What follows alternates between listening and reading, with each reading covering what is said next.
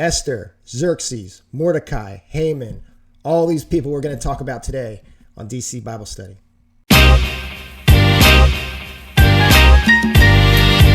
What's up, everybody? I hope you're having a great day, great week. My name is the Dangerous Crusader, DC Bible Study, Mr. Parks, Brett, whatever you want to call me. I don't care. Today, we're going over the book of Esther and Esther herself. Now, this book, the book of Esther, took place 3 years after the Battle of Thermopylae. And those of you that are huge 300 fans, the movie 300 with King Leonidas and Xerxes, that is the same king in this book of Esther. You remember him, right?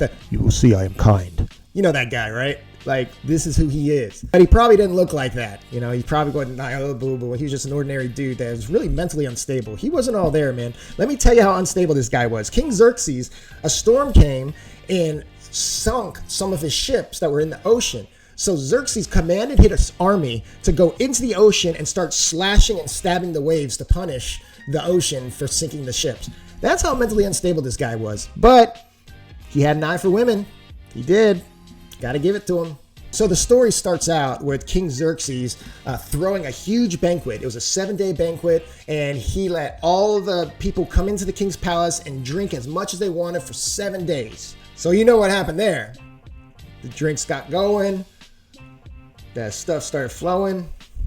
But the book of Esther, chapter 1, verse 5 says, when these days were over, the king gave a banquet lasting 7 days in the enclosed garden of the king's palace. All the people from the least to the greatest who were in the citadel of Susa. So there was a huge banquet. There was some stuff going on. It was pretty insane, pretty crazy. And in Esther 1, 10 through 12, it goes on to say, on the 7th day, when King Xerxes was in high spirits from wine, he commanded the 7 eunuchs who served him. You know what a eunuch is, right? Okay, a eunuch is like a man that,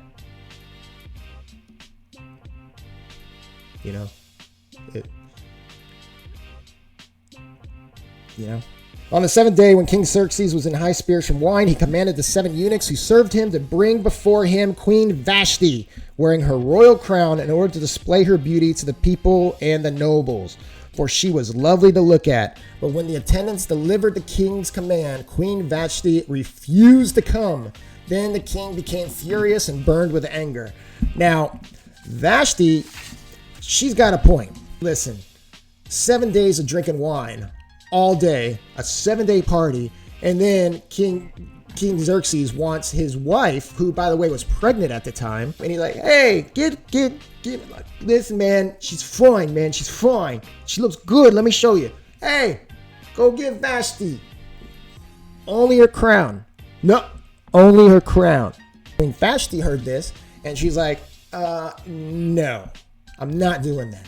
And she refused the king, which you don't do, especially a king so mentally unstable that he will have his army slash at the waves of the ocean to teach it a lesson. So he started burning with anger. Then King Xerxes was approached by all of his eunuch friends.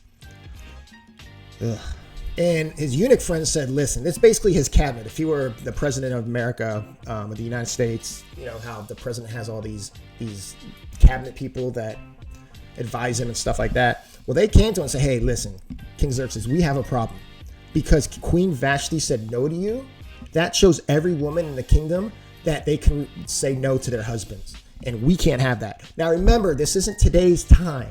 This was back when they didn't have penicillin or any of that stuff, okay? So the thought process was different back then, especially in the King Xerxes kingdom. So they said, you have to do something about this, or else every girl's going to say no to their man and everything will be ruined. Spoken like a true misogynist. So the king said, all right, this is what we're going to do. Esther chapter 2, verse 2 through 4 says, then the king's personal attendants proposed, let a search be made for beautiful young virgins for the king, and let the king appoint commissioners in every province of his realm to bring all these beautiful young women into the harem at the citadel of Susa. Let them be placed under the care of Haggai, the king's eunuch, who's in charge of the women, and let beauty treatments be given to them. Let the young women who pleases the king be queen instead of Vashti's. This advice appealed to the king, and he followed it. So he was like, all right, let's do that.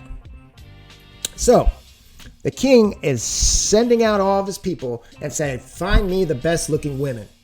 and we will bring them here, and they can have a spa day. And the people were like, yeah, I mean, what time are they? How long is the spa day? 365 days. It'll be a year. It'll be a year-long spa day. And I know some of you guys and girls out there are like, oh, I wish I was living back then, because all that misogyny and all that stuff is all worth it for a spa year. No, it's not worth it. I'm just kidding. So, Esther comes into the picture. Esther was beautiful and had a lovely figure. It says in the Bible. Like, I didn't say that. The Bible says she was beautiful and had a lovely figure. And I think today's day, there's a difference between beautiful and hot, you know? I think you guys know this, and this is how it was growing up. The girl could be beautiful, but not hot. The girl could be hot, but not beautiful.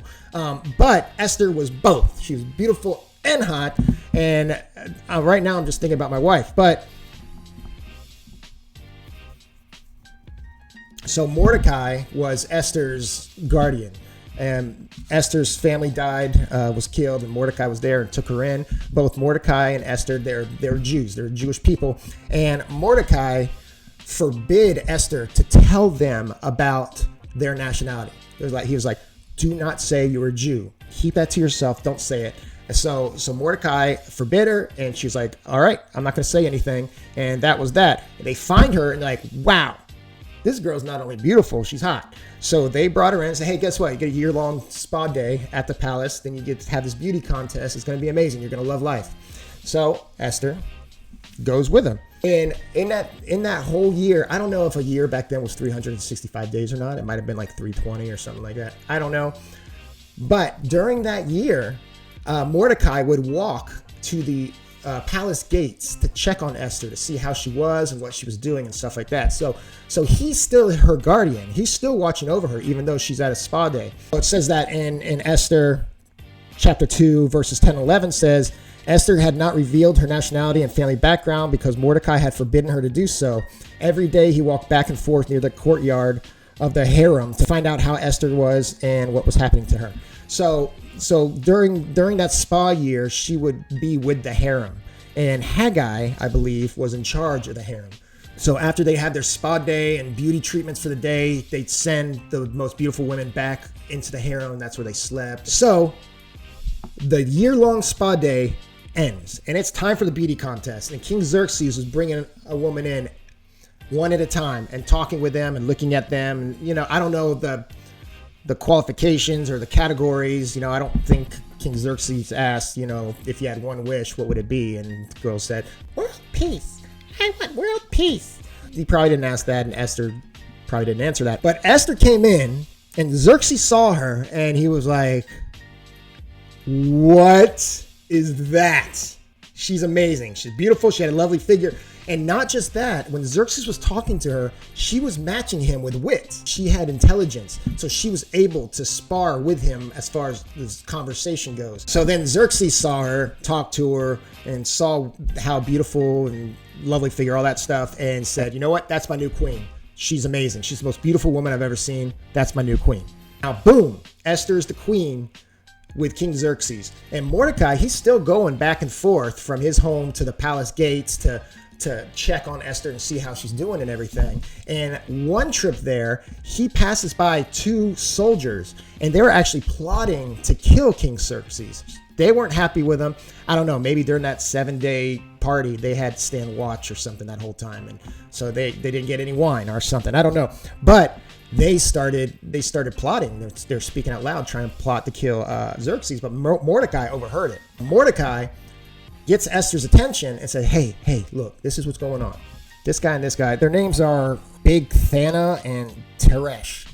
I don't know. But Mordecai told Esther, Big Thana and Teresh, whatever, they are plotting to kill Xerxes. And I need you to go and tell King Xerxes this because his life is in danger. Now, King Xerxes, he's not a Jew. He's not for the Jewish people. You know, throughout history, people haven't been for the Jewish people. Even today, people aren't for the Jewish people. But Mordecai saw an opportunity to help. So he tells Esther to tell King Xerxes. King Xerxes was told by Esther, they have an investigation. They found out it was all true. So they set up these polls and they hung or impaled these two soldiers on those poles for treason. So Esther chapter 2, 21 through 23 says, during the time Mordecai was sitting at the king's gate, Bigthana and Teresh, two of the king's officers who guarded the doorway, became angry and conspired to assassinate King Xerxes. But Mordecai found out about the plot and told Queen Esther, who in turn reported it to the king, giving credit to Mordecai. And when the report was investigated and found to be true, the two officials were impaled on poles. All this was recorded in the book of Annals in the presence of the king. Now, that's very important to note. The book of Annals, that's basically historical account of everything that happens during all the king's reigns. So the people back then, the Arab world was very meticulous when it came to record keeping. And they were keeping those records, and Mordecai was given the credit, and he got recorded in the book of Annals, which is a great thing, and you'll see later why it was such a great thing. Now, in comes a guy named Haman, and he's very important in this as well. Haman, he hated the Jews. He could not stand the Jews. He had such hatred for them. And that was because his father before him, or his great-great-grandfather before him, was defeated by the Jewish people when they were going through Canaan and all that good stuff. But he was honored and elevated to a seat higher than any other of the nobles. He was the second in charge. He was the second in command. He was that guy. And King Xerxes ordered everyone to kneel before him when he passed by. So, he's got that much clout. But there was a problem. Mordecai wouldn't kneel to him. Mordecai's not going to kneel to him. He's just not. So Mordecai, being enraged that he is, he wasn't like, oh, you know what? Whip that guy or put him in jail for 4 years. No, you know what he says? He's like, oh, you're not kneeling? I'm going to kill all the Jews. That's what he says. I'm going to kill all the Jews. That escalated quickly, didn't it? How you going to... One guy doesn't kneel, and now you want to kill everybody. This is ridiculous. So he went to King Xerxes, and he said, hey, I'm thinking about this one day we should call it Pur. I think it's Pure. And you know what we should do? We should have that day where we kill all the Jews. And King Xerxes, being as crazy as he is like, you know what? That's a great idea. Let me do it. I'm going to set a decree. I'm going to declare that this date, not 3 months from now or 2 days from now, whatever, it's the day where we all get to unalive the Jews. So, of course, Mordecai, he hears about this. He hears that Haman has set this day and Xerxes has set a decree saying this day's going to happen. And the thing about declaring and decrees with these kings back then is if you set a decree, that cannot be taken back. Whatever the king says, that's it. Not even the king could say, remember that decree I said the other day? Forget about it. He can't do that. It's against the law. You cannot do that. So Mordecai hears about this decree that just got set the day of Pur where the Jews are going to be unalived, and naturally he's upset. So he goes to Esther and he says to Esther, he was like, Esther, I need your help. Your people need your help. You are the queen of King Xerxes. He will listen to you. I need you to do this for us because we're all going to be murdered. And Esther, being the amazing woman she is, she's like, yeah, I'm going to do that. So she agrees. So what's Esther do? Does she go barging in and say, hey, let me tell you something? No, she doesn't do that. She goes to her room, she puts on her finest robe, and ladies, wives, you do this a lot. My wife does this a lot, and I keep doing it, please.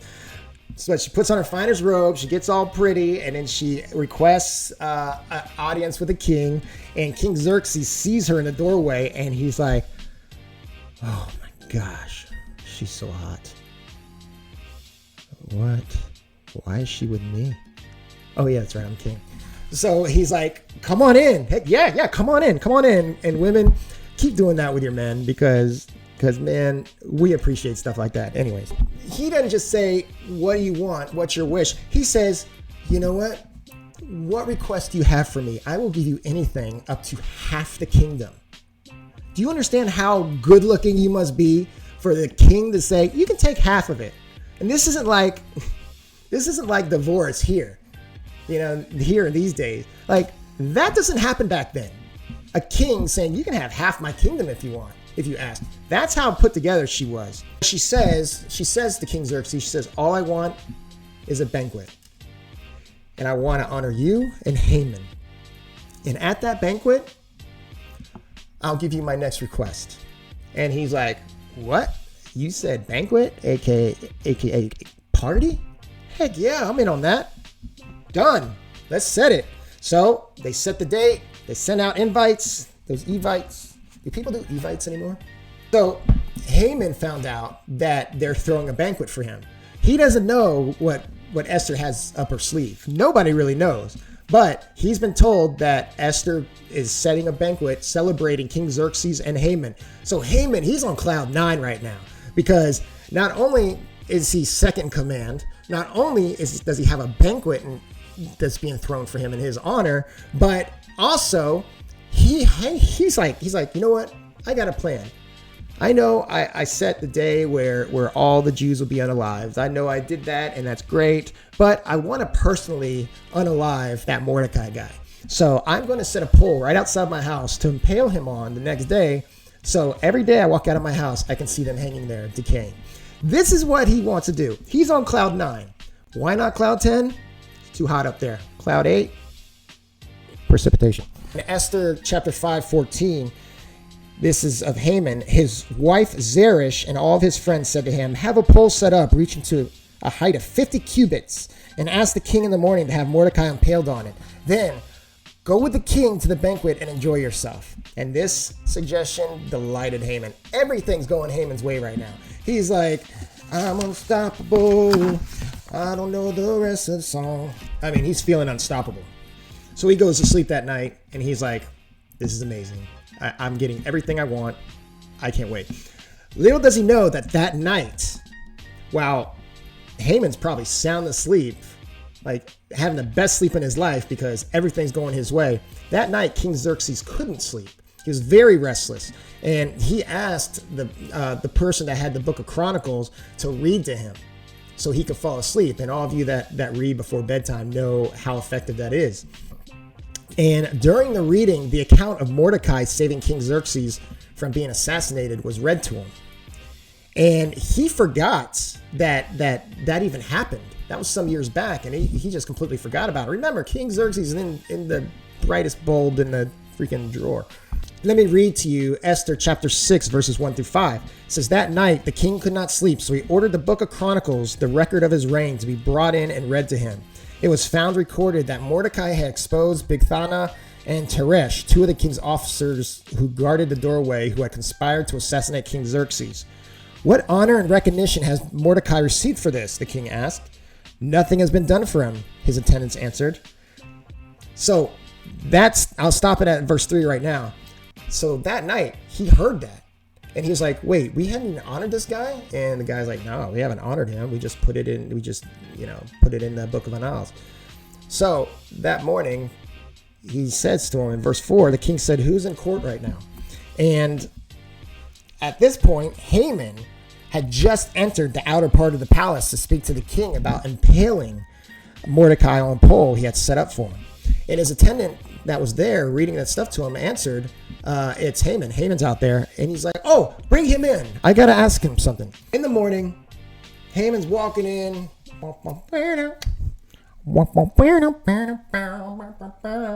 And he's like, man, nothing can stop me. I'm amazing. And then the guy said, hey, Haman. He kneels to him because that's what you have to do. He said, Haman, King Xerxes wants to ask for your advice. He's ordering you to come in now. And King Haman's like, oh, what a coinkydink. I was about to go in there anyways. And King Xerxes says, there's a man I want to honor. And I'm not sure how to honor him. He's a great man. And he saved my life. And at this point, Haman thinks that Xerxes is talking about him. So Haman's like, oh, he's talking about me. He wants to know what I think because Haman was one of the guys that investigated that murder back in the day. And so he didn't actually get the drop on the two soldiers. He's just the one that kind of helped investigate and stuff. So Haman's just figuring he's talking about him. He's like, oh, you know what you should do? You should make him second in command. Give him half the kingdom. You should do this. And he starts listing off all of these things. that Xerxes should do for him, because he thinks Xerxes talking about himself, Haman. So the king said, you know what? That's a great idea. I need you to do me a favor. I need you to find Mordecai and tell him all those things that you told me that he's going to be honored with. At this point, Haman's world just collapsed because he had everything planned. He had everything going for him. And he thought this was all him. And then his arch enemy, the one that he actually set up a pole to hang him and impale him. He's the guy that King Xerxes is talking about. So he just put his foot right smack in his mouth and he's just destroyed by it. So banquet day comes and it's time to honor King Xerxes and Haman. And King Xerxes knows that during this banquet, he's going to ask Esther to give him another request because she said that's what she was going to do. So during the banquet, King Xerxes is getting sauced up. Everybody's having a good time. And he says to Esther, what can I give you? What do you want? I will give you anything up to half the kingdom. That's how beautiful she was. She was a looker. And Queen Esther, this is where she drops the bomb. This is where she lets them know that, hey, guess what? I'm a Jew. My people are Jews. And this certain person in your court that you love set a day for us, all of us, to be unalived. Let me just read to you Esther chapter 7, verses 3 through 6. It says, then Queen Esther answered, if I have found favor with you, your majesty, and if it pleases you, grant me my life. This is my petition, and spare my people. This is my request. For I and my people have been sold to be destroyed, unalived, and annihilated. If we had merely been sold as male and female slaves, I would have kept quiet, because such distress would justly disturb the king. King Xerxes now, he asked Queen Esther, who is this man? Where is he, the man who had dared to do such a thing? And Esther said, an adversary and an enemy, this vile Haman. So here we are, banquet time, everyone's sauced up, and Esther drops the bomb.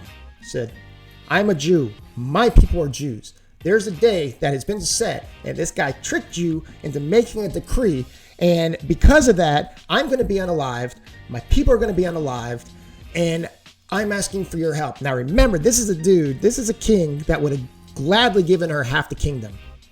And he's all sauced up anyways. He's mentally unstable. And he says, who is this vile human being that did such a thing? And she points Haman out. Said, that's the dude right there. Now Haman, you think he was upset before. Now he's scared for his life. Because he knows who King Xerxes is and what he's capable of. And in a rage, King Xerxes orders Haman to be hanged. Xerxes says to his people, what should I do? I want to unalive this guy. What should I do with him? And his people looked and said, oh, look, right outside his home, he just set up a pole. Let's hang him and impale him on that.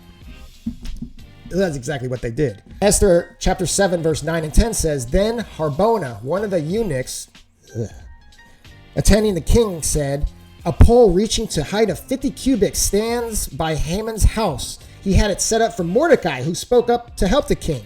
The king said, impale him on it. So they impaled Haman on the pole he had set up for Mordecai. Then the king's fury subsided. That's the end of Haman's chapter. He's done. Haman's unalived. He's finished, but there's still a problem. The problem is the king already set a decree to have a day to unalive all the Jewish people, and he can't take that back. He just can't. He can't take it back. So what he decides to do is he was like, okay, since I can't take that back, I'm going to announce an edict. And an edict is basically the same thing as a decree. And he said, what we're going to do is that day can go on. If you want to legally unalive Jews, you can. But this edict says that the Jewish people can defend themselves and kill you if you come after them. And they won't get in trouble for it. So that's pretty smart thinking, right? That's pretty smart thinking. So now it's a fair fight. And because of that, there were still a few deaths during that time, but it wasn't like an annihilation of a whole race. It was probably a couple hundred out of tens of thousands of Jewish people that were there. He made that edict. That went off the best it could go. And as a Mordecai, and Esther chapter 8, verse 15 through 17, it says, when Mordecai left the king's presence, he was wearing royal garments of blue and white, a large crown of gold, and a purple robe of fine linen. And the city of Susa held a joyous celebration. For the Jews, it was a time of happiness and joy, gladness and honor. In every province and in every city to which the edict of the king came, there was joy and gladness among the Jews, with feasting and celebrating. And many people of other nationalities became Jews because of the fear the Jews had seized them. So, because of that edict, the Jews were able to fight back. And people saw that the Jews, they're the real deal. They're God's people. So they're like, you know what? Can I be Jewish? Because I don't want to be on your end of the butt whooping. I don't want to be at the end of your foot. So they go ahead and they convert. Mordecai gets honored. Now he's the second in command. Haman's hanging out, being bird food. And everything seems to be great. Everything seems to be fine. And it is that way for a while. And that's the end of Esther's chapter. So now I want to do a segment I call the Dangerous Take, and that's basically something that I write down and I read to you guys, basically saying what I have learned while studying as Bible study for you guys. And let's start that right now. The story of Esther took place thousands of years ago, roughly 2,500 years ago. Amazingly, this is the only book in the Bible that doesn't mention God. Some may ask, why then is this book included in the Bible? The answer to that is simple. God, even though not mentioned explicitly, still roams the pages in the periphery. And if we read that with a keen eye, one can see God moving the pieces around on the chessboard. Not just to bring glory to himself, but also glory to the one who is faithful to him. Esther was a Jew, one of God's chosen people. Xerxes was vain and mentally unstable, but very impressionable. The queen before Esther was insecure and defiant at the king's summons. Xerxes happens to hold a beauty contest to find his next queen. Esther happens to be the most beautiful woman in the land. Mordecai happens to overhear a plot to kill the king. The king happens to have the account of Mordecai's heroics in the book of Annals, and the list goes on. The lesson learned here when reading the book of Esther, which I hope all you will do in the near future, just because you don't explicitly see God moving in your life doesn't mean he's not there. There are many times in my life, for example, that I don't see God anywhere near my situation until I look back days, weeks, months, or even years after that particular storm has passed. This is the very reason I believe the book of Esther not just belongs, but is necessary installment in the overall documentation of God's love for us recorded in the Bible. We live in a society where the progressive peons of today would collapse and convulse if they caught wind that a book like Esther existed. Esther represents everything the modern day feminist despises. Esther was beautiful, wins a beauty contest, became queen, obeyed the instructions given to her by her guardian, had relations of many kinds by the king, and so on. Luckily, or by divine providence, whichever one makes you feel more comfortable, our God has made sure that this historical account was placed in his word. You may not see God or even feel him in your life right now, but he is there. He sees the big picture, and if we stay faithful and use the gifts and talents that God gave us, he will move all the pieces on the chessboard to ultimately glorify him and his providence. You may not see it now, but in time, you will. And that's my dangerous take.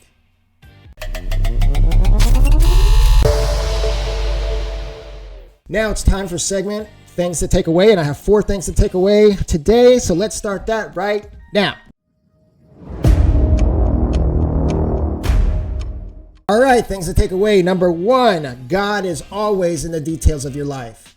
Do not get it twisted, guys.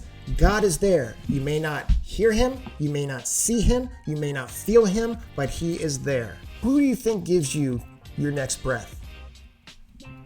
You could say science, involuntary muscles, blah, blah, blah, blah, blah, blah, blah. But it's the Lord. God gives you that very next breath. That's how detailed he is in your life and how he's involved. He could at any moment take your last breath away and say, okay, that's it. But he doesn't. He gives you your next breath, and he gives you your next breath, and he gives you your next breath. He is there even though you may not see him, feel him, hear him. Number 2, even in your darkest hour, the Lord can bring you into the light. Now think about that. Think about if you're Mordecai and you knew this guy Haman hated you and he was doing anything he could to you. And at the last minute, God comes up, which is his perfect timing. God's timing is always perfect. And he pulls you out of the jaws of defeat. And it happens over and over in history. It happens over and over in the Bible, Old and New Testament. And it happens over and over in the lives we live in today. God can make the most impossible situation happen. Number 3, though you may not see God's handiwork presently, in time you'll see his perfect timing in your trials. We all have storms that we go through. Some of these storms are darker and rougher than other storms, but God sees you through it. And a lot of times in our storms, a lot of us, we get to that point where like, well, God wasn't there for me. Where was he? He wasn't there for me. But then when you look back and you're like, oh, wait, yeah, that happened. Oh, yeah, that happened. Oh, yeah, God was there. I just didn't see it. Number 4, stay faithful. Use your gifts and be bold when it comes to your relationship with the Lord. God is for us. Who can be against us? The Lord gave you gifts.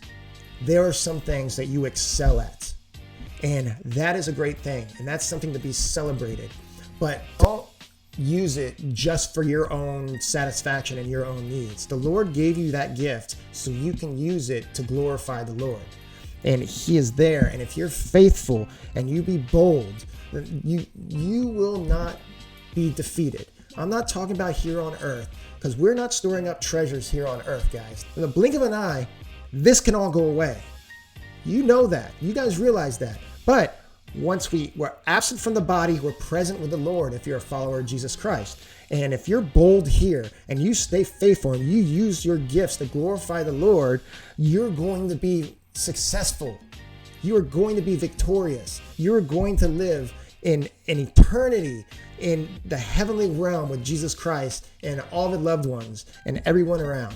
Like, this is something that we need to make sure. We need to realize that God is for us. God is here for us. And if God's here for us, who can be against us?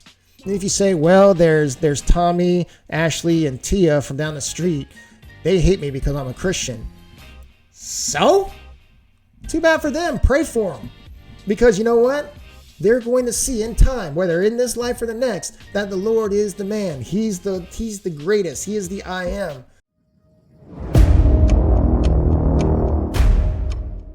Thank you guys so much for being a part of this DC Bible study. I really loved researching Esther. She's a pretty incredible human being, and I love how the Lord used her gifts and talents to glorify him and his chosen people. I'm really enjoying this series of women in the Bible.